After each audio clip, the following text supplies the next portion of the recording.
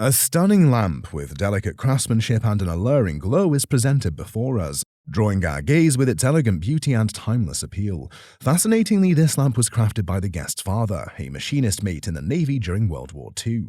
This stunning lamp, a true hallmark of artistic ingenuity, was fashioned from a shell casing, embodying the spirit of trench art.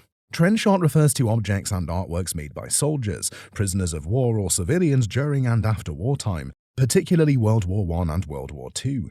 These items were typically created from materials found on or near the battlefield, such as spent shell casings, bullets, or other remnants of war. The term trench art specifically relates to the practice of crafting these materials into functional items or decorative art. This piece stands out for its remarkable attention to detail and the precision in its creation. What truly enhances the appeal is that the guest's father sculpted this impressive rockwork at the base of the lamp in bronze, which is simply incredible. Trench art can be viewed as both a form of artistic expression and a way for soldiers to pass the time, cope with the harsh realities of war, and create something of beauty from the destruction around them. As a prime example of the craftsmanship found in trench art, the lamp would be valued at I would expect it to be valued at $1,200. Wow.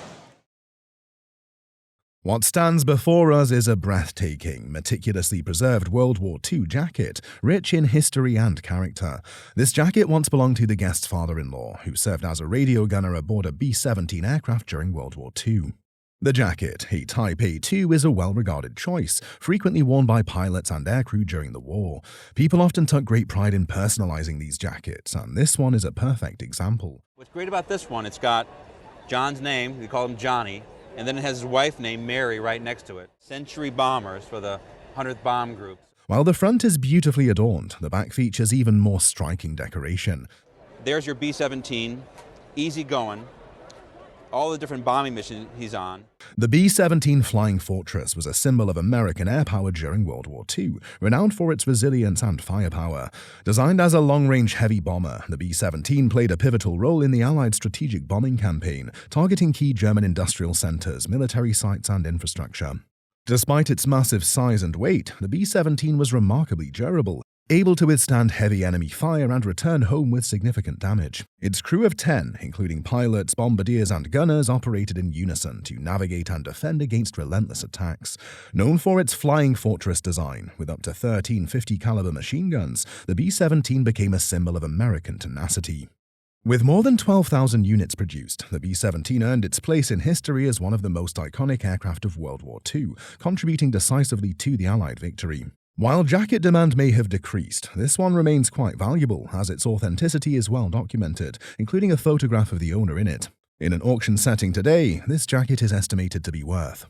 We're looking at maybe $3,000 to $4,000 today at auction. Wow. And it's just a great piece, and I'm really glad you brought it in. Well, thank you. That's fantastic. Today, we're honored to feature a deeply personal and poignant collection brought in by a guest in remembrance of her beloved uncle. This collection tells the story of his service and ultimate sacrifice aboard the USS Franklin during World War II. I brought a picture of my Uncle Bud, who was in World War II, and he died in World War II. The certificate for his Purple Heart and his Purple Heart. Her uncle served as a radio operator on the USS Franklin, a storied Essex-class aircraft carrier affectionately nicknamed Big Ben. Commissioned in January 1944, the Franklin earned 4 battle stars during her service in the Pacific War, participating in several critical campaigns. In March 1945, while launching airstrikes against the Japanese mainland, the Franklin was struck by 2 bombs from a Japanese dive bomber. The devastating attack claimed the life of 807 crew members and inflicted severe damage, making her the most heavily damaged U.S. aircraft carrier to survive the war. After extensive repairs, she returned to the mainland but missed the remainder of the conflict, eventually being decommissioned in 1947. The guest's uncle was among those who perished in this tragic attack. In recognition of his sacrifice, the family was presented with this beautifully engraved Purple Heart. The appraiser highlights that such medals, especially those issued to sailors killed in action during World War II, are highly collectible due to their rarity and historical significance. We've got his rating, and we've got his name, and we see that he is a radar man. Right. Radar man 3rd class. They work primarily in the Combat Information Center. Also included is an accolade awarded posthumously to her uncle, along with an extraordinary artifact, a fragment of the kamikaze aircraft responsible for the attack on the USS Franklin. The provenance behind these pieces is impeccable, further elevating their historical and emotional value. This collection is not just a tribute to her uncle, but also a testament to the bravery and resilience of those who served aboard the Franklin. It's a tangible link to one of the most harrowing chapters of naval history during World War II. In an auction setting with its deeply personal provenance and historical significance, this collection would be valued at an estimated $3,500 and $4,000 For this? for everything. For everything. Oh my goodness. The guest presented her father's flag, which he carried during his service in the Pacific Theater, along with his diary and a signed photograph. The flag, though rough in condition, came from his LST, landing ship Tank No. 797, and was labeled as being connected to Okinawa, where it is believed to have flown during one of the typhoons. Her father experienced 4 typhoons, and this flag is thought to be from one of them during the Okinawa campaign. A 48-star American flag from World War II is a remarkable artifact. However, its value increases significantly when connected to a specific historical event. Knowing that this flag flew above the LST-797 during the invasion of Okinawa, the largest amphibious operation in the Pacific Theater during World War II, adds substantial historical importance. Additionally, the diary, photographs, and other materials serve as the glue that ties the story together, providing context and depth to the artifact. The diary contains a particularly compelling narrative. The soldier was close to Ernie Pyle, the celebrated war correspondent, when Pyle was tragically killed. Ernie Pyle was deeply admired by the troops for living among them, telling their stories in their voices, and offering a sense of humanity amidst the chaos of war. And it was a real dagger through the heart when Ernie died. The diary also recounts harrowing experiences of dodging typhoons. While vessels appear massive when docked, the middle of the ocean reveals their vulnerability against the sheer force of nature. Many ships were lost to these storms, emphasizing the peril faced by servicemen. With its strong connection to the Okinawa campaign, it is believed that the flag, alongside the diary and accompanying materials, would have a conservative auction estimate of Would be between $4,000 and $6,000. Oh, wow. That is a shock. Today, we're privileged to showcase an extraordinary piece of personal history, a diary belonging to the guest's father, who served as a navigator in the Air Corps during World War II. What I brought was a diary from my father, who was a prisoner of war during World War II. He was a member of the Air Corps at that time, wasn't the Air Force. His missions aboard B-17 bombers, flown out of England, tell a story of bravery, resilience, and survival. The guest has also brought a photograph of her father and his crew, capturing a moment of camaraderie amidst the challenges of war. This diary is in remarkable condition, a testament to the care taken to preserve it. Its cover is ingeniously crafted from a Red Cross package, ensuring its survival through the harsh conditions of wartime captivity. So the Red Cross packages that he would have gotten his food and other things in were wrapped in this paper, which is kind of neat, and he used it to cover the journal. One of the most poignant entries is a drawing of a silkworm, symbolizing its role in weaving the silk that made the parachute which saved the guest's father's life. It's a touching tribute to the small but vital contributions that often go unnoticed. Another significant moment documented in the diary is when he received his first letter from home in February 1945. After enduring captivity since August of the previous year, the raw emotion in his words speaks volumes about the power of connection during times of hardship. Here we see a striking illustration of him navigating a B-17, witnessing another plane being shot down, a harrowing yet vividly captured memory. We were able to locate missing action reports from the day his plane was shot down. These accounts, provided by a turret gunner in another B-17, describe the crash and the bravery exhibited by the crew. It says, as soon as it started turning, one parachute came out but did not open immediately. Swung my turret and followed this one down, and soon after I was able to count 10 open chutes. The guest's father survived and endured his time in a POW camp in Bath with remarkable resilience. This diary is more than just a collection of entries. It's a testament to the indomitable spirit of a man who faced unimaginable challenges and found ways to endure. With its incredible provenance, historical significance, and deeply personal nature, this diary would be highly sought after by collectors and historians alike. In an auction setting, it would be valued at an estimated, which at auction would be in about the $2,000 to $3,000 range. Yep. Wonderful drawings and wonderful history in it. Thanks for bringing it in today. No, thank you, Dad. For many people, possessing items that belong to relatives who fought in World War II can evoke a range of emotions, from pride and nostalgia to sadness and reverence.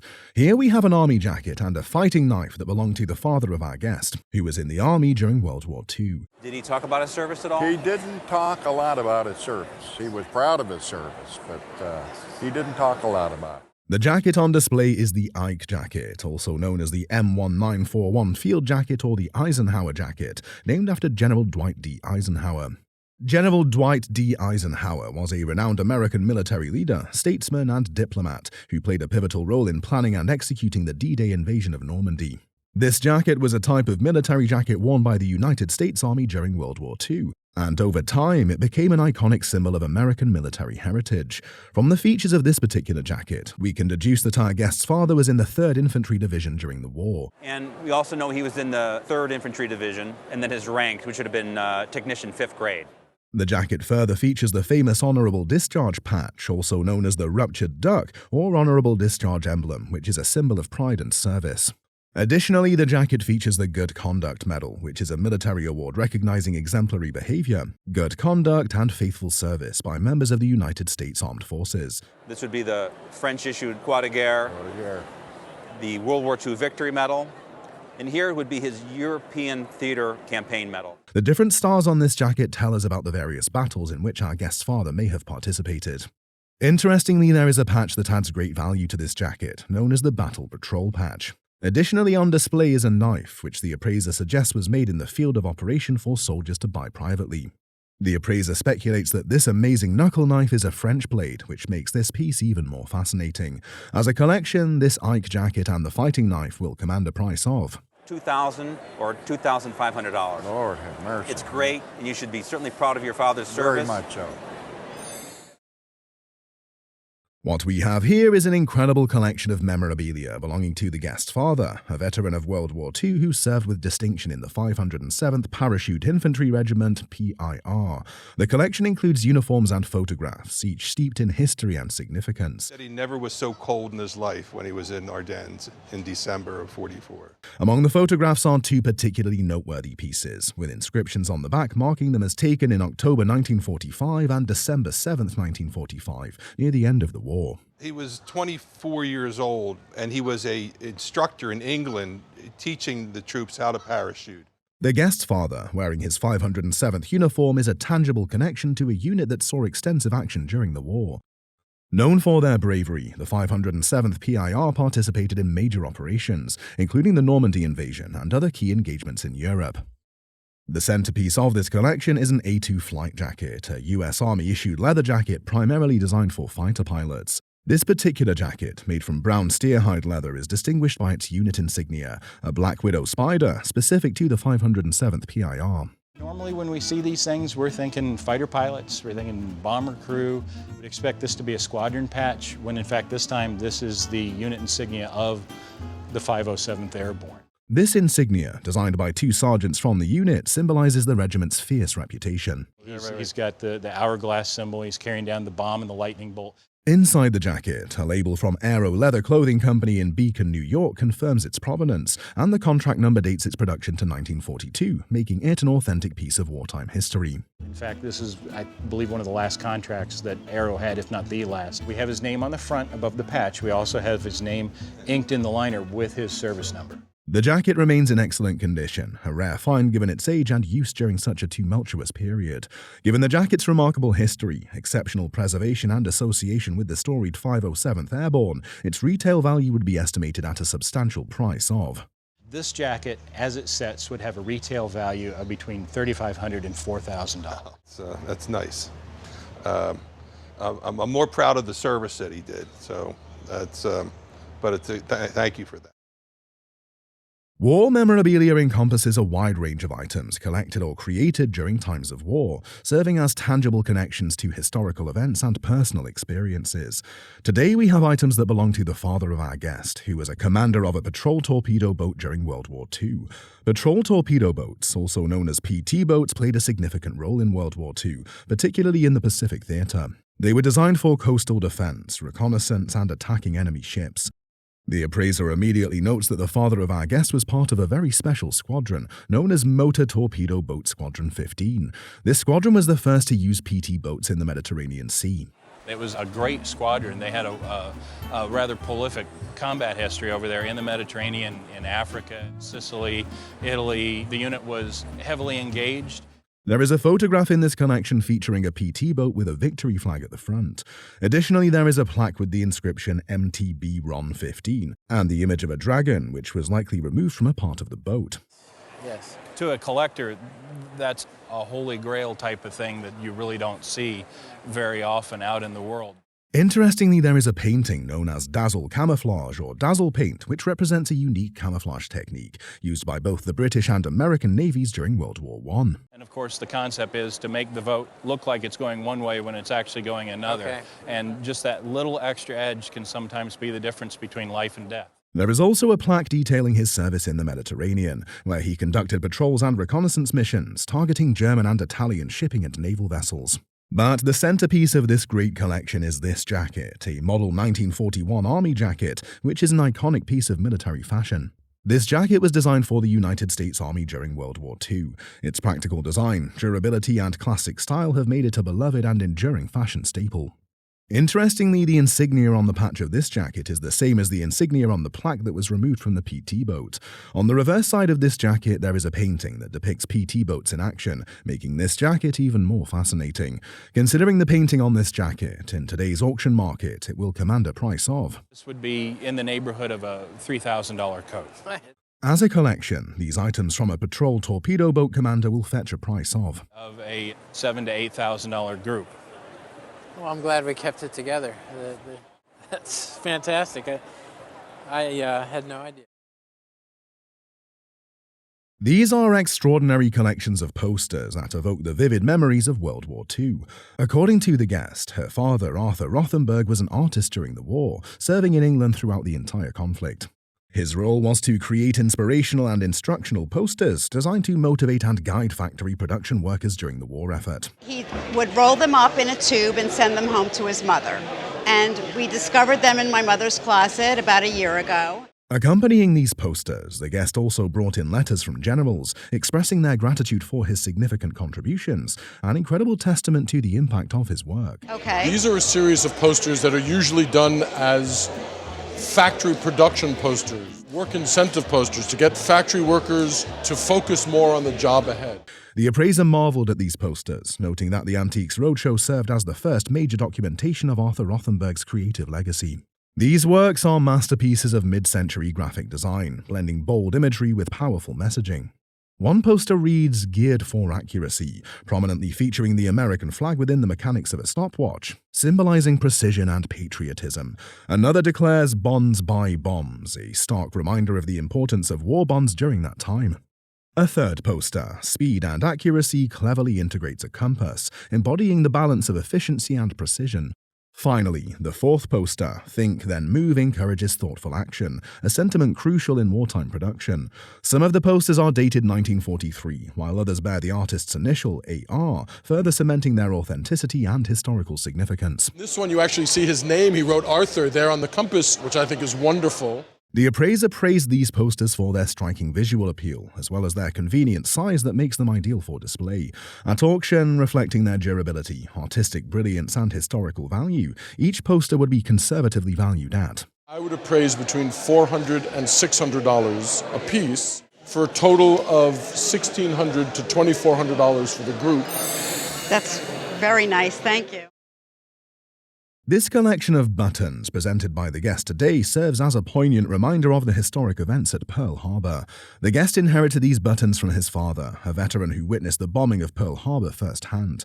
Pearl Harbor at the time, he was on a ship called the USS Tern, which was a minesweeper and commonly known as a bird boat. According to the guest, his father's involvement with the Pearl Harbor Survivors Association inspired him to gather these pins and buttons over the years. On December 7, 1941, Pearl Harbor transformed from a quiet naval base into the epicenter of devastation. At dawn, the skies darkened with the silhouettes of Japanese aircraft, unleashing a surprise attack that shattered the harbor's calm. Explosions echoed as battleships were bombed and lives were lost. Over 2,400 Americans perished, and the USS Arizona sank, becoming a grave for hundreds. This single event reshaped history, pulling the United States into World War II.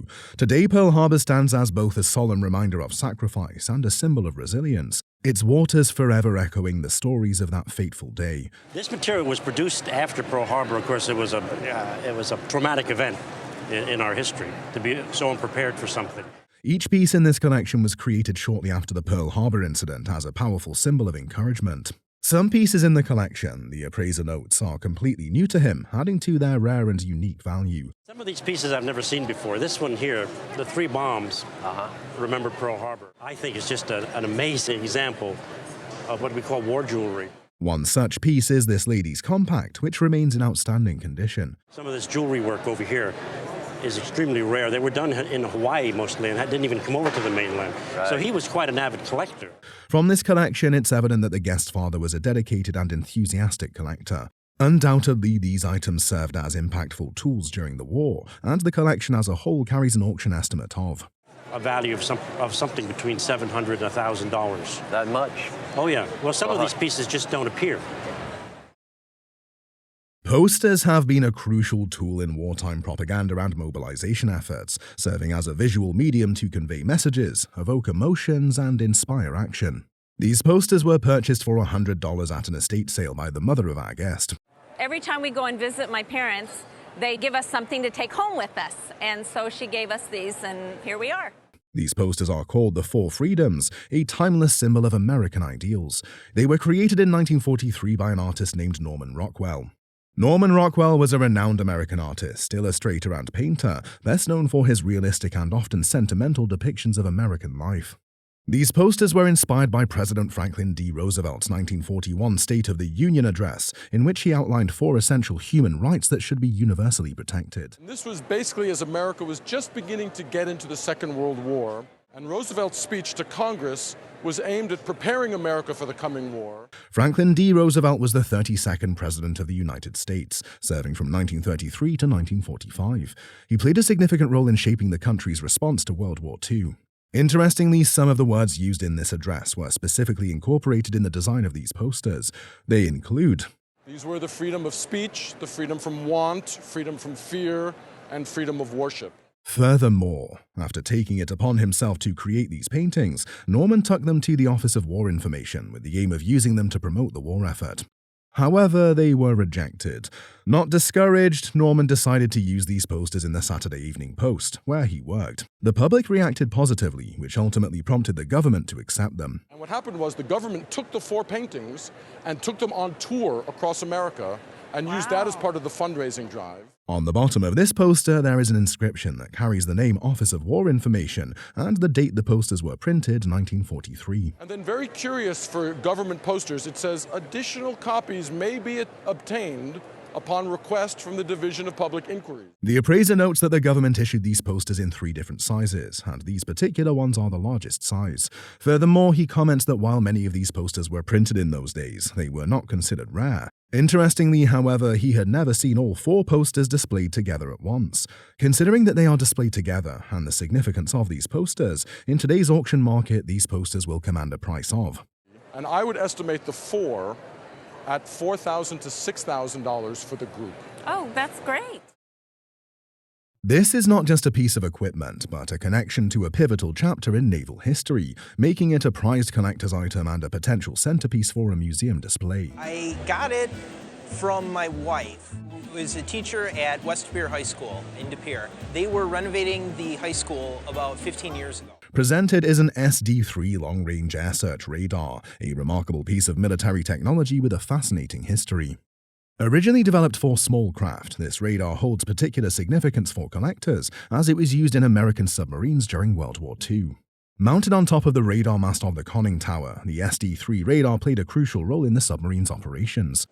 And his widow decided that she didn't want all this junk around, didn't want to restore a PT boat, and decided to donate the electronics and the radar unit to the high school. Submarines' primary wartime enemy was enemy aircraft, making this radar a critical component for survival. In modern times, we typically think of submarines as vessels that submerge and remain underwater for extended periods. However, during World War II, submarines were more accurately described as submersibles, surface vessels capable of submerging.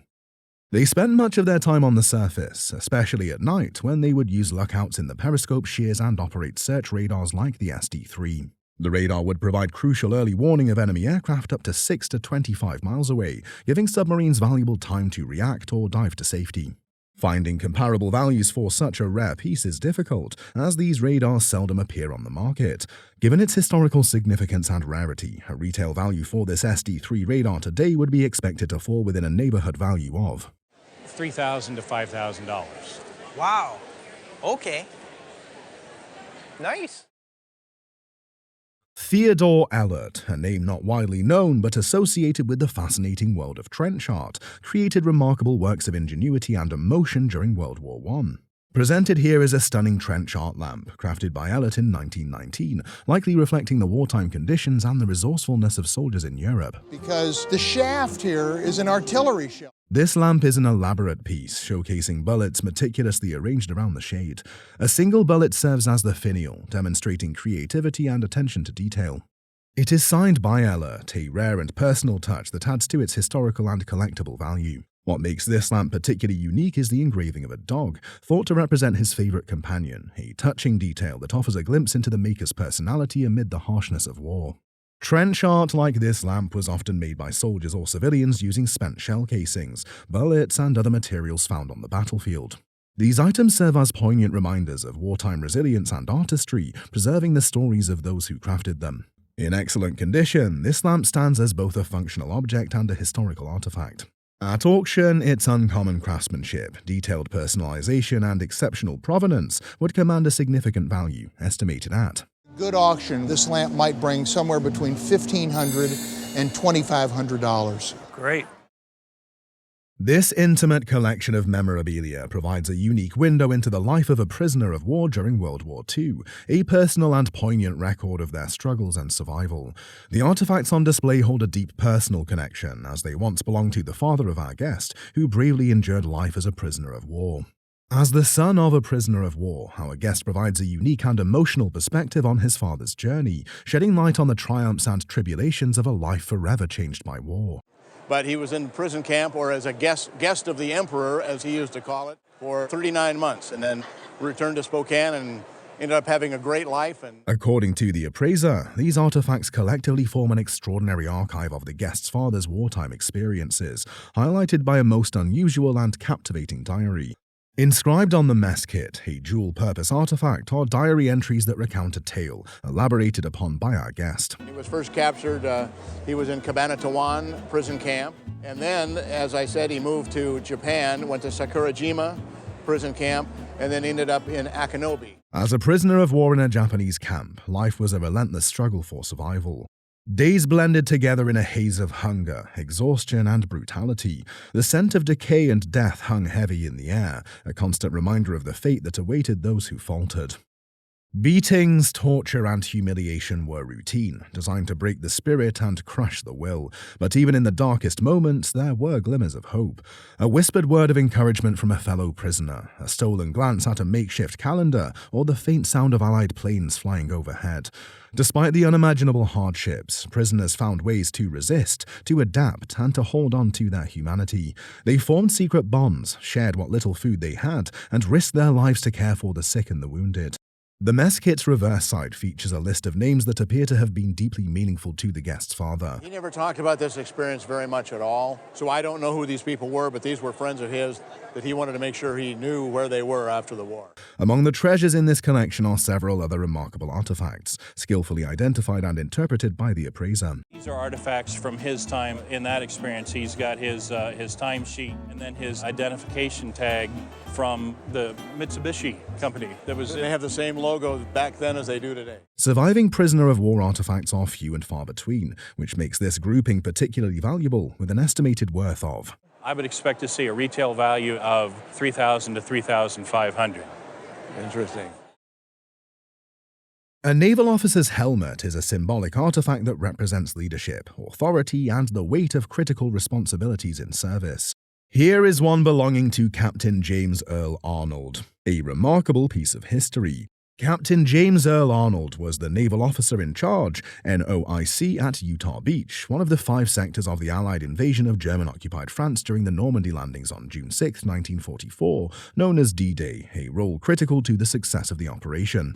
The D-Day invasion at Normandy is one of those moments in world history where the course of the world hangs in the balance. The guest acquired the helmet from his grandmother, Captain James Arnold's sister. The helmet prominently displays the designator NOIC on the front, with similar markings assigned to other members of his team for identification.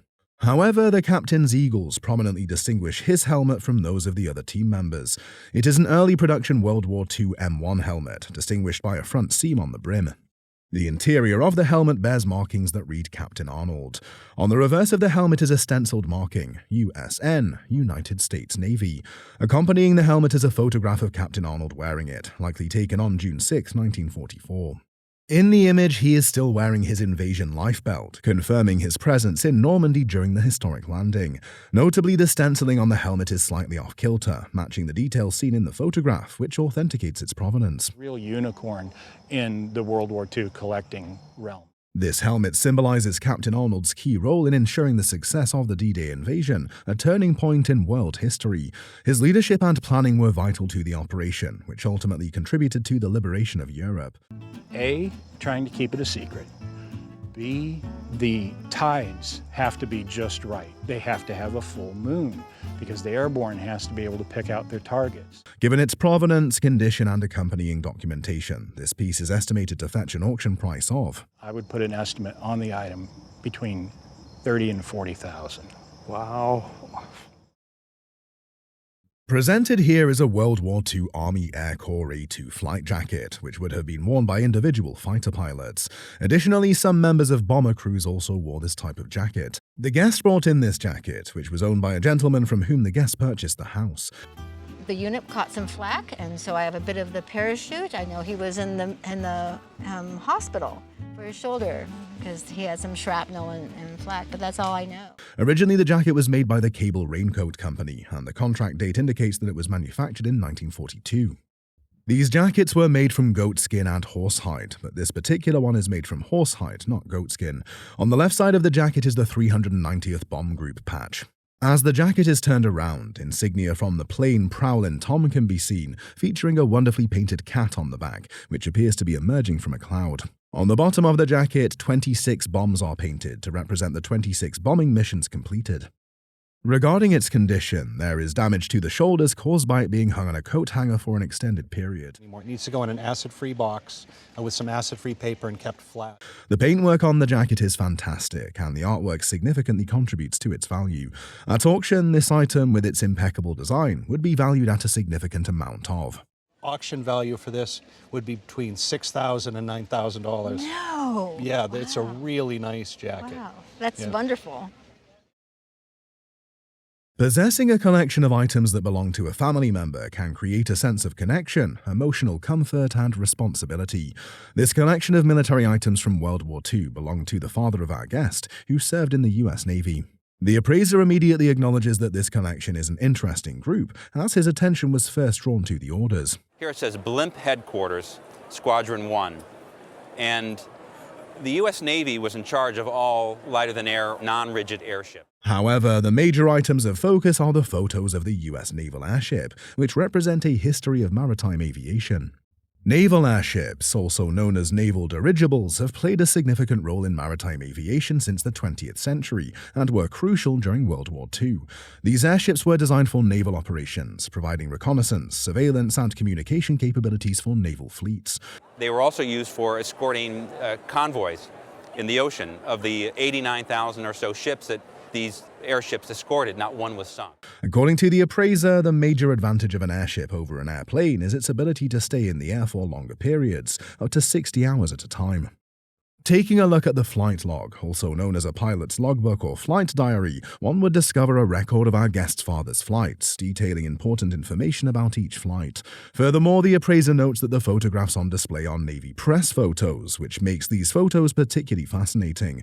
One of the photos features the father of our guest, with the appraiser noting that it was unusual to have a naval press photograph of any individual.